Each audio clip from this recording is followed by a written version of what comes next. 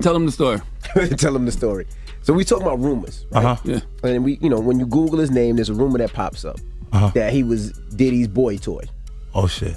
Right. Wait, so this is so Charlamagne said it's not true, but I told after he brought up this stuff with you, I said, you know what 50 gonna say when he meets you. Oh no, I don't know that was going on.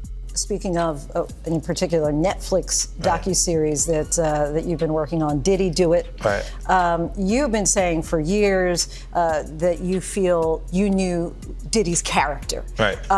Yet you said you weren't a part of that lifestyle, you weren't going to the parties. So what makes you so absolutely sure that these kinds of allegations that we've seen against him are true? Well, I'm surprised by the allegations, as surprised as everyone else is. Like, I didn't make the allegations, I didn't tell people to say these things. It comes out, I see it in the news like everyone else, but I did feel uncomfortable with the way he would present the idea of going to these projects. To come party with me. Yeah. No, fuck, like he called, we should kick it on telephone and after the meeting. Right. And be like, matter of fact, they sent me the girl pictures, like pictures of this girl, like, not the shit that y'all saw. Worse, way worse. For years, stories surrounding Diddy and Usher existed as scattered whispers. Half heard, quickly dismissed, rarely anchored to consequence. 50 Cent's documentary reframes those whispers not as isolated rumors, but as signals inside a larger structure of power and protection. What once sounded like gossip is now repositioned as a pattern shaped by access, fear, and selective memory. When silence repeats itself across decades, does it remain accidental or does it become part of the system itself? First and foremost, I just want to say, I know a lot of people want to hear these stories and everything like that because this is stuff that happened back in the day. And then maybe that if they knew there was going to ever be a YouTube or they knew there was going to ever be social media, a lot of the stuff probably wouldn't have got played out like it did. But things happen and these are just stories from the past. I would like to use that as, what you call that, just to clear the facts up what's going on. But it all started, we was in Atlanta. And this story starts when I'm with Puff and he's in exotic bookstores and he's doing shopping, right? He's shopping, getting his stuff and everything like that. So, this is the first time I was ever in an exotic bookstore with Puff. So, I'm giving him his space. He's taking things off the shelves and stuff like that because they gave him a brown paper bag. When they gave him a brown paper bag, he was just putting stuff in there. So I said, damn, he got to go put it on the counter and, show everybody what he's getting. So as he going, I'm just looking at the places where he picking stuff from. So there's one part he picked up some things from up here on my left side. And then he picked like quite a few of them down. I was like, okay. He put them in the bag. So when I went by there and I looked up there and it said butt plugs. And I was like, hey, yo. I was messing with him. Because people don't understand, we was like friends. He was a part of the same gang. So I'm still gonna tease him. I'm still gonna mess with him and everything like that. I could do that. It wasn't just no security thing. So I say, yo, what are you getting this for? And it said butt plugs, and he was like, yo, can I do my shopping by myself? I said, yeah, you could do it by yourself, brother. And he started walking and everything like that. So when he got I just waited at the counter. So when he got to the counter, he didn't even have to show the guy nothing. He just gave the guy a wad of money. At the center of this story is a pivotal choice. A teenage Usher, newly signed and highly vulnerable, is sent to live inside Diddy's world at the height of his influence. The justification was always professional exposure, mentorship, artistic edge, but the documentary slows that logic down and examines its cost. A child was placed into an adult ecosystem because power promised results and results were treated as validation. If success becomes the only metric, what happens to the risks that can't be measured on a chart? I mean, like, he gave the guy a stack something like this. And Puff wasn't a dude that carried no 20s and no 50s and nothing like that. And I mean, like, he just said, boom. And we walked out the store. So we had to leave Atlanta and go to North Carolina for a show. You understand? And it was him, this rapper, Sarah, and this other girl. We all got on a G5 jet, and we flew to G4 jet, and we flew to North Carolina. So later on that, I think that afternoon, same day, this rapper and him, they all in the room together. You know, it's Sarah, the girl, Puff, and this dude, this rapper. So I'm here at the door and stuff like that, like, yeah. So then next thing you know, somebody rang the doorbell. We had the presidential suite where we was at. So I opened the door and the dude said, yo, I'm here for my cousin. I said, who your cousin? And he said, Ja Rule. I said, well, he busy right now. He said, he busy doing what? I said, he with Puff, they're in the room, they busy, they don't want to be bothered. He said, well, I'm going in there. I said, bruh, you ain't going in there because he told me they don't want nobody to be bothering them. He was like, yo, I don't care, man, I'm going in there. That bull like that. I said, yo, bruh, Jesus Christ had to come down here and take the air out of my body before you get in that room right there. Watch. He tried to bum rush me. I grabbed him and threw him against the piano. When I threw him into the piano, Puff and Ja Rule runs out the room. Puff got his towel, Ja grabbing his towel, but they butt the naked. And so then Ja was like, yo, what's going on? Yo, G, that's my cousin. He know me well, you know, and Puff was like, yo, G, what happened? I said, he tried to get in the room. I told him he couldn't get in the room. And he was like, Puff looked at Ja. He said, yo, Ja said, you ain't want to go in that room because there's a lot of freaking going on. So I was like, oh, he said it was a lot of freaking going on. So that was basically that story, man. You know what I'm saying? They went back in the room, dude felt a certain kind of way, and he left out. So I seen them at the concert the next day, and they tried to, you know, form up against me. But my man Frank was like, I told my man Frank, I was like, yo, Frank, put yourself in that position. Somebody trying to get in the room, and Ja told you don't let nobody get in the room. What would you do? Now, y'all can do whatever y'all want to do, man, but you know I ain't taking no losses. He said, yo, you good, and that was it. Bruh, when Ja said, you don't want to come up in there, a lot of freaky stuff is going on. You got to use your mind. What they was doing with those butt plugs. Right.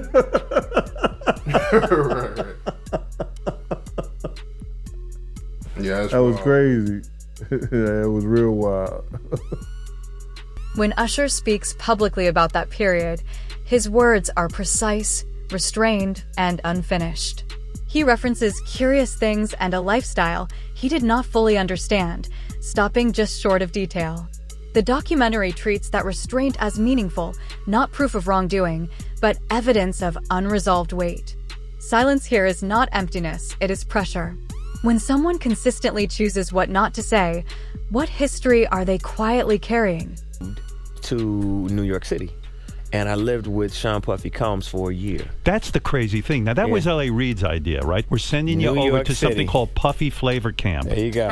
To learn Flavor Camp. Yeah, Flavor that's Camp. what it was called. And you're going to go to Puff Daddy's. He's going in the 90s. Do you understand what that's like? Puffy's place was like just filled with chicks and orgying like nonstop, right? No, not really. I mean, but hey, it was curious. I got a chance to see some things. Yeah, but you were 13. What were you seeing? I went there to see the lifestyle. Right. And I saw it. And it was but I don't know if I could indulge and understand what I was even looking at. It was pretty wild. So nobody tried to, some woman didn't come along. I didn't say that. Okay. I didn't say that. What I did say is that there were very curious things taking place. Uh-huh. And I didn't necessarily understand it. Uh-huh. Biggie Smalls was there. Biggie Smalls was there. Lil' Kim, Craig Mack. All these people are hanging around. Yeah, man. Faith Evans. Jodeci, Mary J. okay? Blige. They didn't know nothing about this shit. Oh. I was having a good time. You know what I mean? Does he have you doing any chores? Are you doing dishes at all? I mean, to keep you humble somewhat? Or are you just like, can you stay up till 4 a.m. with them and party? I mean, I could. I actually stayed up longer than them. And what kind, do you have money? What's going on? I mean, I had like per diem. You know, I had like, you know, What like a a living. life. Yeah, it's pretty crazy. 14 years old. You're a dad now. Would you ever send your kid to Puffy camp? Hell no. See? The industry has long defended itself with a familiar argument. Proximity to power is how stars are made. Gatekeepers framed these arrangements as necessary rites of passage, decisions made in pursuit of greatness. Yet the documentary questions whether mentorship without safeguards becomes exposure and whether vision without accountability becomes negligence when adults make irreversible choices on behalf of minors who ultimately owns the consequences. Puffy invited me for weeks asking me to come and teach him wanted me to be his acting coach for a while. He's sitting around just looking. I'm like, okay, what's the material you want to work on? He's just looking at me. Then next thing you know, okay, I want to hear your music. So I come over there and I play the music. And he's sitting there just looking at me, like waiting. Okay. So then my assistant was like, he wants to hang out with you next week. And I was like, for what? He's like, I think he's trying to you. Come on now, dawg. That's what my assistant said. And I was like, oh. Come on, man. Now I get it. So now no more communication. Now you know to be hands off with somebody. A number of producers come in and make the approach, and you threaten to punch them in the mouth, or threaten to knock their head off for talking to you like, or looking at you like you're a woman. You know, when you approach a real man about his masculinity, you're gonna get a real reaction back. It's a difference when a guy walks in a room and when a man walks into a room. And a man don't take the same things that a guy will accept. So always be the man in the room. Man, Nick was bleeding from the butt. And that's what was said. But I didn't even have a name for the kid at the time. Then you heard it, and that's what happened. And that's just, you know, that's something that you heard. You don't know if it's true, you just heard it. So, and just to hear this, and this new thing where they saying that they got kids coming forward and said that he did that, man, that shit is crazy. And like I just said, you know, that's just something that I heard. It's something that I didn't know. It's something that I ain't see. You know, a lot of people want to, you know, because Gene Deal has spoken on certain things that I've heard, I have spoken on it. But then they were just trying to say, I know. No, I'm not scared to say what I heard. And if there's any truth to it, then it's truth to it. Let them find it. Things that I've saw or things that I've witnessed and been a part of, I've said it. I'm not afraid to say what I saw or what I didn't see. A lot of people want to make up shit. I don't make up things. When I say Puff go in the room with 2 girls, you understand, and another guy and a rapper, and then all of a sudden they cousin try to go in the room, I throw them up against the piano, they run out the room with grabbing towels and they naked. They still had 2 girls in the room. But people want to make up a lot of bullshit and say what they want to say and flip it the way they want to flip it. I tell it like it is. But you got these guys, you got these people out here, man, you know what I'm saying? You know, all this shit is for entertainment, man. Some people want the truth, some people speak the truth. Some people don't even know the fucking truth, it'll smack them dead in the fucking face, bro. But I tell you one thing, it's from my mouth to God's ear. And all these clowns could say whatever they want to say. Like I'm just saying, he lived a rock and roll lifestyle when I was with him, bro. I don't know about his sex addiction and stuff like that. You know, he was a totally different person, bro. When I try to tell people that, they don't understand that. He was probably doing some of the little snake shit, doing some things and stuff like that, you know, but the magnitude and what he was doing with the freak off parties and all like that, yo, I didn't experience that with him. That was not my experience with Diddy or Puffy or Puff Daddy. That wasn't my experience with him. And you had no idea who Usher was when you heard about him. I didn't know who Usher was. The narrative widens with the introduction of Justin Bieber, another prodigy brought into the same orbit at the same age. Discovery, rapid ascent, and intimate access to powerful figures followed a nearly identical path. The documentary does not claim equivalence. It observes repetition. When similar decisions are made again and again involving the same players and the same vulnerabilities, at what point does coincidence give way to design? Yeah, so as soon as you turn 16, you know what I'm saying, I'm gonna let you rock this every time you come to LA. Yeah, this will be yours. So every time you come to LA, it's a little dusty, but you know, come get the front shot of this. Man. That out. Minute. Woo. Okay. Okay. All right, so I'm gonna be driving this next year.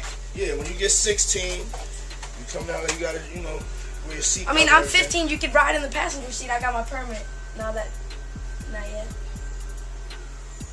No. All right, 16. You're not ready. 16. Let's slow down. Let's slow down, Jess. Okay. Let's slow down. Okay. One step at a time. But yeah, the keys is yours when you know, when you get 16. You good to go. I'm good to go. Yeah. All right. And then when you get 18, you get the house. You get the mansion. Okay. I get the mansion. Yeah. All right. So where are we off to now? Where would you like to go? I mean, wherever you want to go. Where are we going? So check this out, yo. Justin, you ever seen the movie 48 Hours? Right now, he's having 48 hours with Diddy, him and his boy. They're having the times of their lives, like, you know, where we hanging out and what we doing.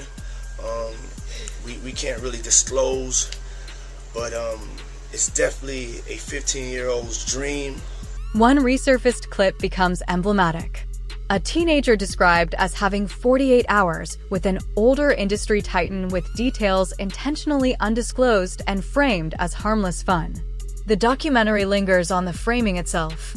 Secrecy, humor, and ambiguity often operate as shields, especially in environments where questioning authority carries risk. Even without asserting what happened, the structure raises a deeper concern. Why was there no clarity to begin with? We have Aubrey O'Day speaking out in the new Netflix Diddy documentary. We have heard Aubrey O'Day speak about Diddy for years, but never in great detail. But in this documentary, things are starting to change because she even exposed an email that she got from Diddy back in the day while working on Danity Kane. In this documentary, Aubrey O'Day starts reading old emails that she has from Diddy in March of 2008, which, mind you, is just months before she ended up being fired from Danity Kane in October of 2008. She is reading these very graphic emails, and it's showing in this documentary of Diddy trying to throw advances towards her. And Aubrey O'Day said also Diddy was sending intimate photos of his privates to her also with these emails. Aubrey O'Day starts reading this one specific email from Diddy where she claims that Diddy said, "I don't want to just F you, I want to turn you out. I can see you being with somebody that you tell them what to do.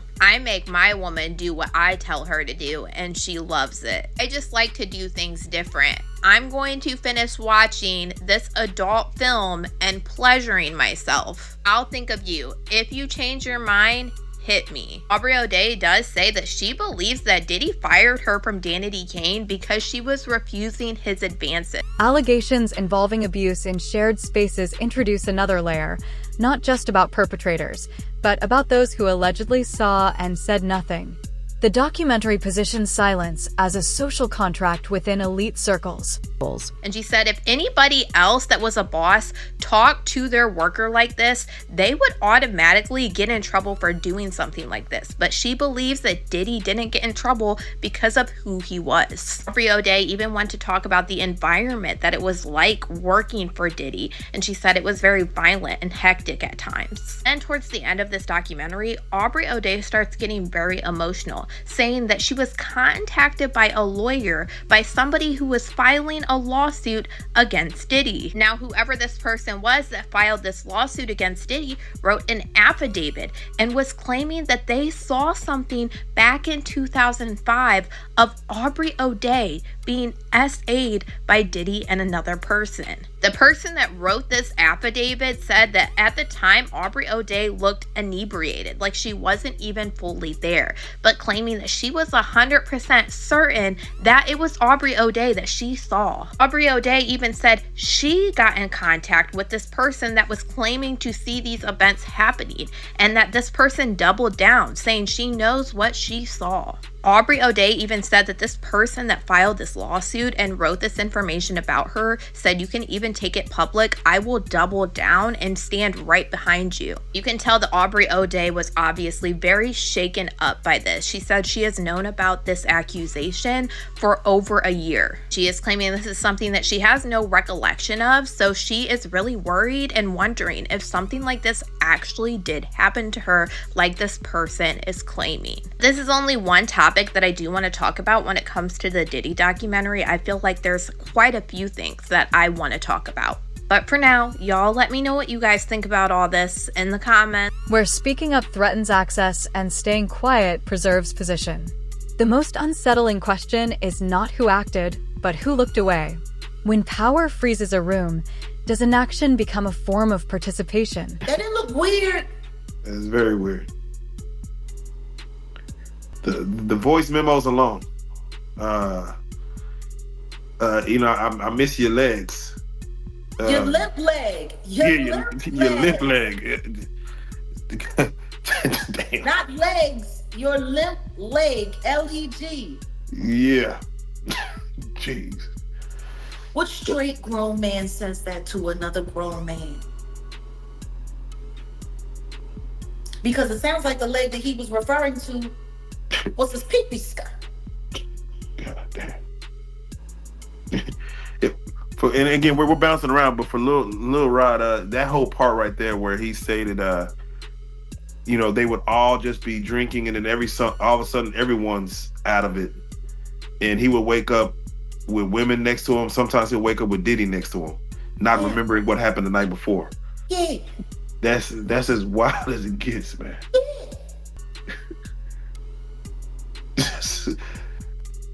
There's so much left unsaid. Just wake up with Diddy next to him. Wake up sore. But I'm tripping, all right? I'm tripping. I mean, that's what the whole world went around saying. By the end, 50 Cent's documentary is not asking viewers to deliver verdicts. It is asking them to observe how systems defend themselves. Rumors harden into records only when someone is willing to absorb the cost of telling the truth. Until then, power relies on delay, doubt, and distance. If these stories remained hidden for years, the final question is not just what happened, but what conditions allowed it to remain untouchable for so long. I'm sure. Okay. When you see the Eric Sermon discussion about Misa, and it seems like Diddy's just out there to take everyone's girl. It seems like if you got her, I want her. For the situation where they say he was trying to shape Misa into his mother, can you see that? Like, yeah, with the blonde hair and yeah, and all of that. I mean, somebody really asked a question: what kind of man puts his hands on his mother? The same kind of man that parties with his mom, the same kind of man who kisses his mom in the mouth, the same kind of man who seems to have accurate knowledge that his elderly mother can put both of her hands, her palms, on the floor while she's standing up, bent over. Oh damn! I ain't seen that one. Oh. You never seen the Instagram video where he was talking about how his mom is still young and spry and how she still liked to party and how they was getting a IV drip? Oh. Damn. And she was kissing him in the mouth on the video when he was like, yeah, my mom can bend over and touch the floor with her palms. No. It's a very, very, very weird relationship. Several voices in the documentary describe an industry where speaking out carries professional consequences. Careers depend on relationships, and relationships depend on discretion. This dynamic does not require explicit threats. It functions through mutual understanding. If telling the truth costs everything, who can realistically afford to do it? I think I told you about that. One time, him and somebody, him, Sarah, and this young girl flew from Atlanta. And they, and flying from Atlanta, we had this artist with us, right? And we were staying in the presidential suite at the hotel. And this particular artist and Puff, they told me, don't let nobody come in the room. So I said, all right, cool. So I propped my chair by the room door while they went in. So this artist's cousin knocked on the door. So I went to him and I let him in because I knew him, I see his face and everything. I seen his face several times before. He said, yo, I gotta speak to my cousin. And I said to him, I said, well, they busy right now, man, and they told me don't let nobody come in the room. He said, yo, I'm going in the room to get my cousin out. And I said, bruh, you ain't going in the room to get your cousin out. They told me nobody could go in the room. So he said, I don't care who you are, what you doing like that. I'm going to get my cousin. He went to go and try to open the room. I grabbed his ass, joked him up, and slammed him on the piano. And the next thing you know, Puff and this artist run out the room naked.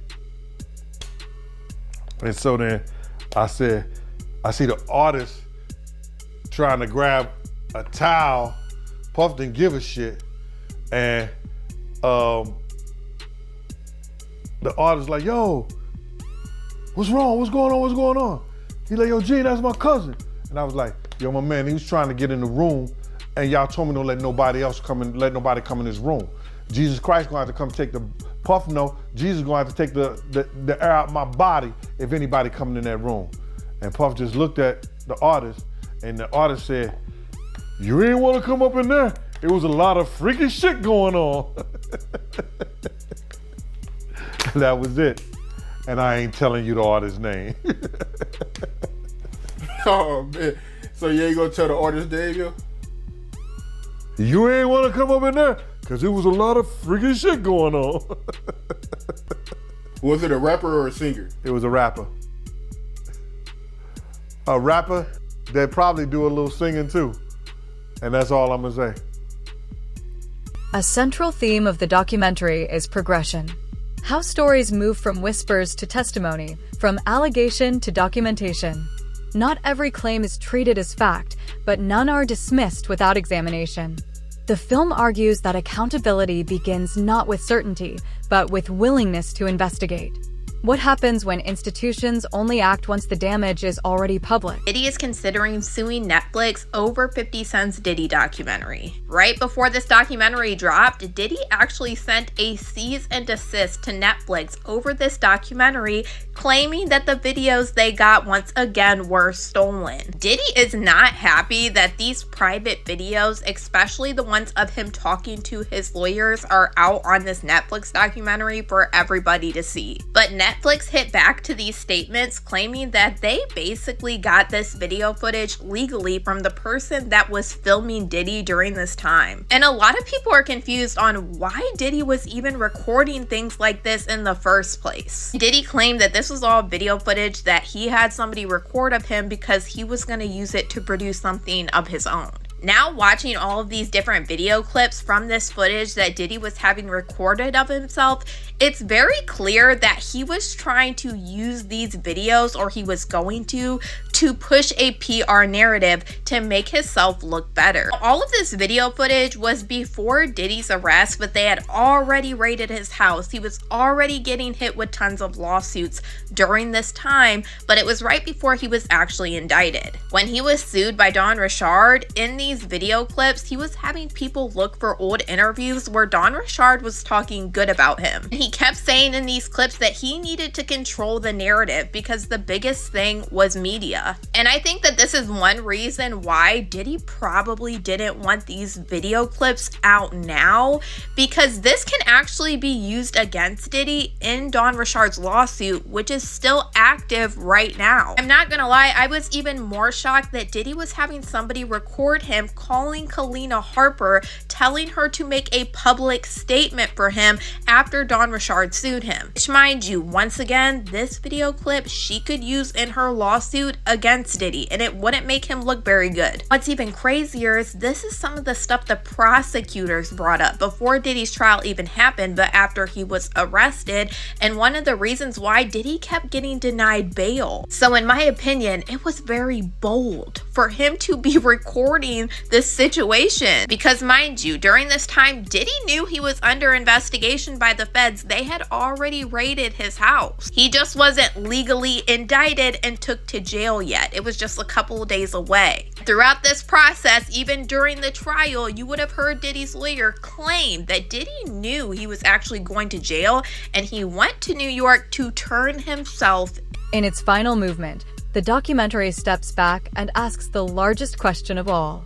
These stories did not remain hidden because no one knew. They remain hidden because the system was designed to absorb them.